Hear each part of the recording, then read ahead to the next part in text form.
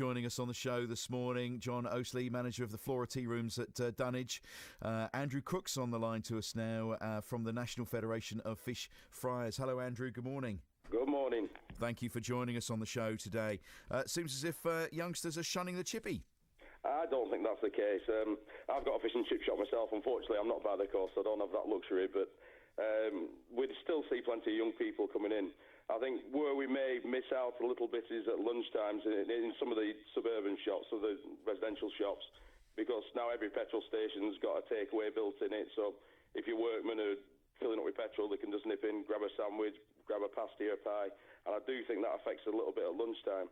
But also, we're a bit slower than some other food options at putting our prices up, whereas if you look at some of the big national pizza chains, there's massive margin in there, whereas fish and chips, it's still perceived as a cheap family meal, but the ingredients are very expensive for us to buy in, so we do suffer a little bit from that. It has been something that's mentioned today. I mean, it used to be a very inexpensive meal, but now it is a bit more of a treat rather than something that would happen on a weekly basis for many people.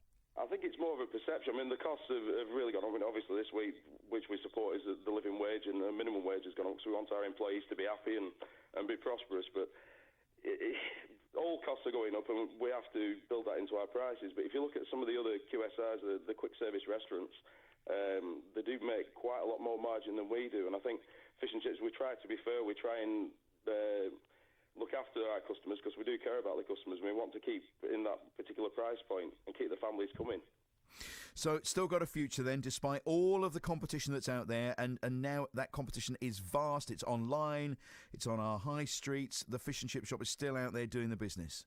It is. I think we've got something special, and people like coming to a fish and chip shop. It's part of the community, and it's something that I feel very strongly about protecting, and I know many other shops out there do as well. And what do you cook your chips and your batter in?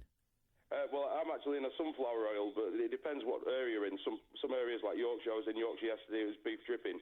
Other areas are palm oil or groundnut oil.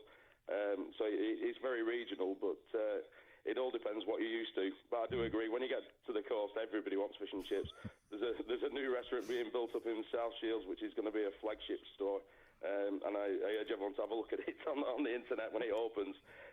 So the industry is very buoyant, and we're attracting young people into it and doing very well. It still gets the people through the door. Good stuff. We're getting a lot of recommendations in today, so you'll be pleased to know. Andrew Crook from the National Federation of Fish Friers. Colette's been in touch. The Regal down on the sea.